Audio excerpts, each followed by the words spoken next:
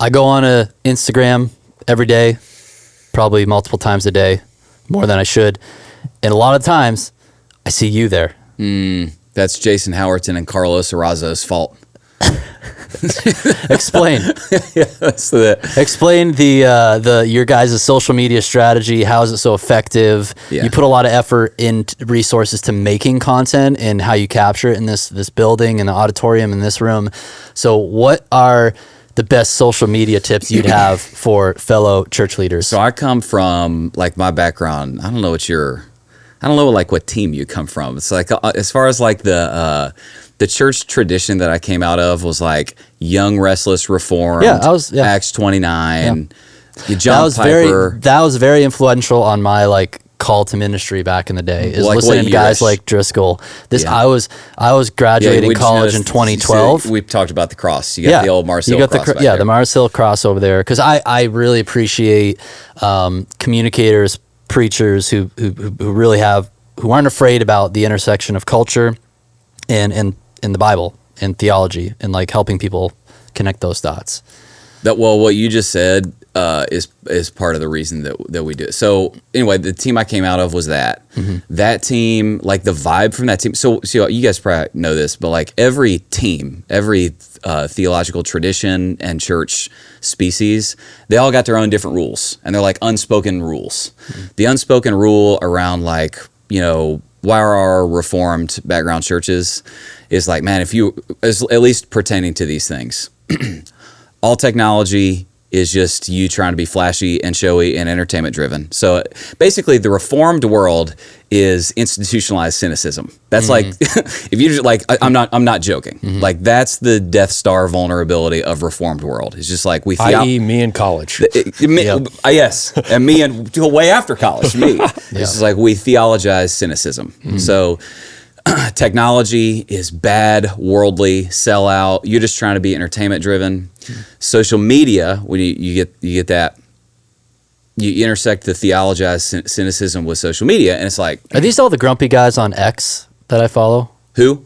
The grumpy people on X that are like the Theo bros. That's all Reformed world. Yes. That's all Reformed world, which I got some good things for being around there. I love like commitment to the word, theological awareness. They just need to learn to hug somebody. It's like, I don't know. So, but the theologized cynicism applied to social media was really like, man, if you were a really humble man, you wouldn't want to do any self-promotion. You would keep a low profile, try not to be seen. And honestly, man, like, I just think that plays right into the enemy's hands. So Carlos Arazo, our legendary guy that oversees social media, walked into a digital content meeting probably 2 years ago, a year and a half ago. And he was like, hey man, I really think you need to rethink how you do social media. And he was like, you should do this thing where you do this and you and he was like, you do a reel and it needs to be 60 to 80 seconds.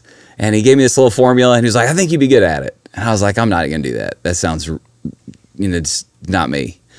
And he was like, well, hey man, like, here's what you need to understand. Data says your people are on social media for like 16 to 18 hours per week. So they're listening to everybody else talk about the world and beliefs and cultural axioms. And if you don't, then you're really kind of ceding like your sheep to the wolves. And I was like, well, then you're fired, Carlos. That's not a joke. I didn't say that. But no, really, I was like, man, it's okay. That's actually a rebuke. I needed to hear that. So we test drove it and it worked.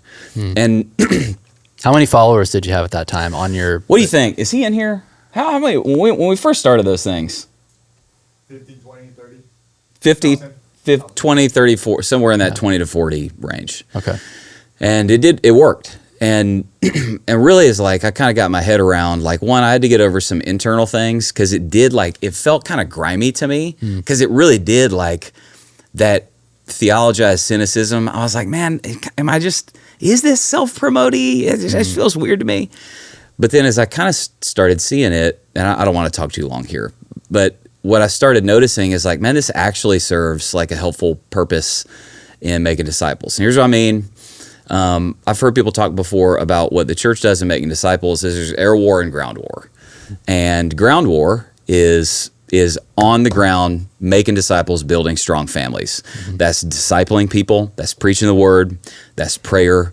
That's like, pastoral counseling, nitty gritty, on the ground stuff, making disciples. That's most of what the church should be doing. But just like in an actual war, if your team wins all the ground war, but the other team has aerial supremacy, like you have no air force, and every time you win a battle on the ground, their air force just comes in and bombs you to death, and you lose all the ground you just gained because you got no air war.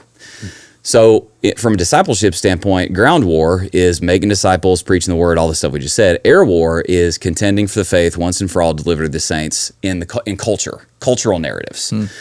And I really have seen this, is that like if, and I'm not saying everybody's got to do what we do, because sometimes people interpret what I'm about to say as criticisms of other pastors. I'm not about that.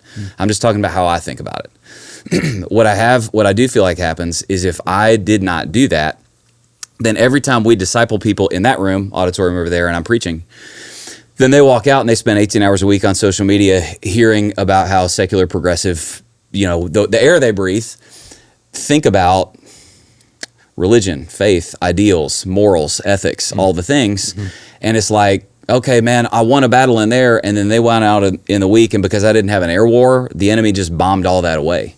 So what I feel like social media does is this air war. I'm trying to have the conversations that are happening where they are happening. And a lot of the cultural conversations happen on social media. So we view social media as almost like the digital Areopagus.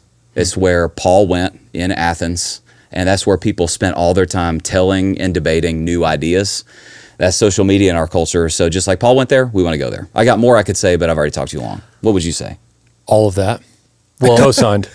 Going back to the part you said Carlos was the one who talked to you about this. Guy over here. It's brilliant. The Hispanic Logan Paul. Yeah, he doesn't. That's cool. He doesn't go by that on the analogy. My bad. Sorry. The thing that you went over that pretty quickly, like what he told you specifically about, like, hey, you have the phone and you just like look at it and talk to it and film it, like be kind of raw and real, and even the way you produce that content, you're going to get some good results. So like practically, well, sometimes break it down though. Like what's your system? What's your system? I'm not doing that anymore. So now we were doing that for a minute, and then honestly, it took a decent amount of my time. Yeah. Every now and then, if there's like a cultural issue that I'm like, this feels important, okay, then I'll kind of throw something together. When I was doing it a lot, I would write a little script and stick it in BigVoo, the BigVoo app. He told me what to do. Yep. And so it's like, that's a little thing where it's like essentially a teleprompter on your phone. So I'm good. Like I'm bad at a lot of things. One of the things I'm good at doing is reading something, and it doesn't look like I'm reading something. So, I would just be doing this little thing. Yeah. And put the script in there. Got to have a super grabby opening line. You got to have content where there's not even 1 second where people's attention can get drawn away. Yep. You got to have a mic drop last line, because when people have the mic drop last line, we can talk about this later on something else. It's emotion that puts people in motion. I'll say it one more time. Emotion puts people in motion. So then you have the mic drop last line, and people are like, oh, dang, and then like, I want to share that, because they had emotion. It put people in motion. And then, those guys are really good at like, here's the super grabby little caption we'll do. And with these 3 emojis, that's not my thing. They figured that out. Nice. Can I ask one?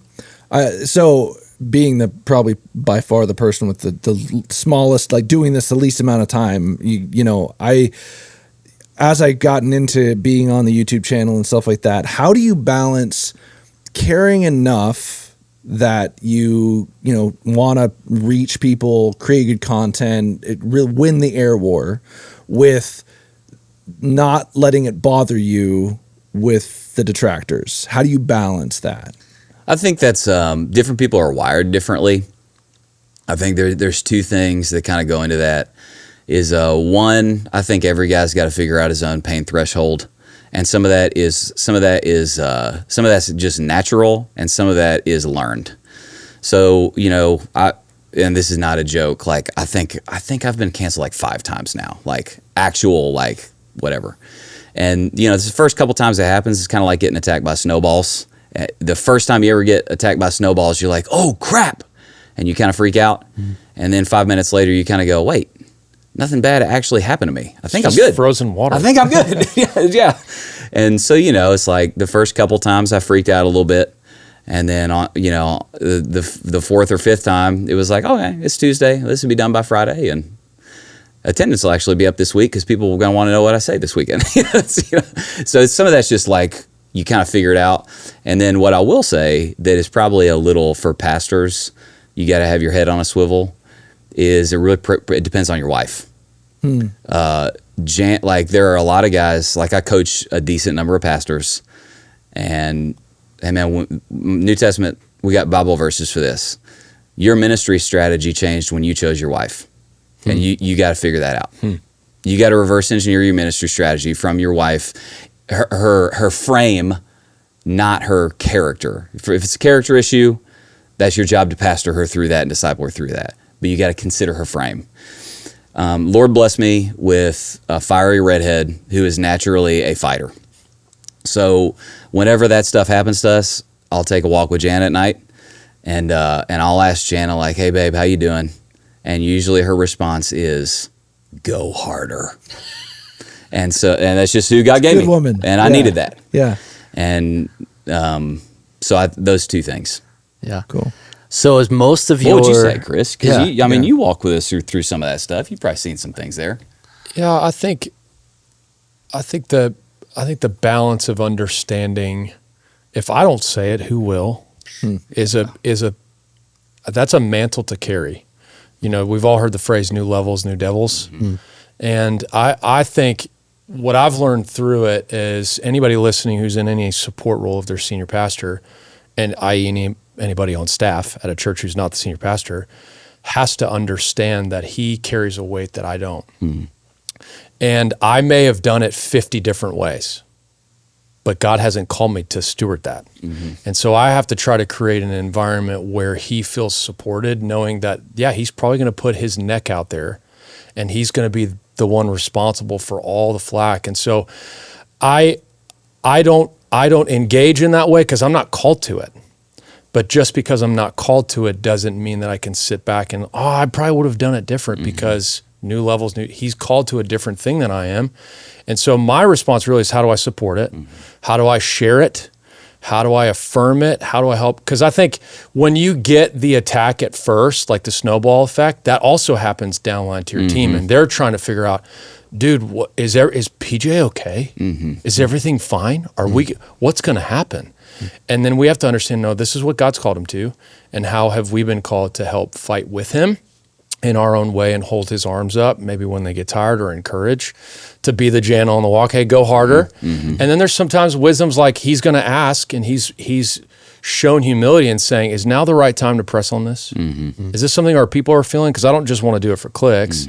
Is this the right time to push on it? And then telling them with grace and patience and say, maybe now's not the right time, or trusting that God's going to give them a vision and supporting it. And so I haven't been canceled, but I also haven't been called to carry what he's been called to carry. And so I think the word for me to inject in this is, your pastor's called to carry something you're not. Don't try to fight the fight and figure out how you would do it different, because you'd probably do it different. Figure out how you can support.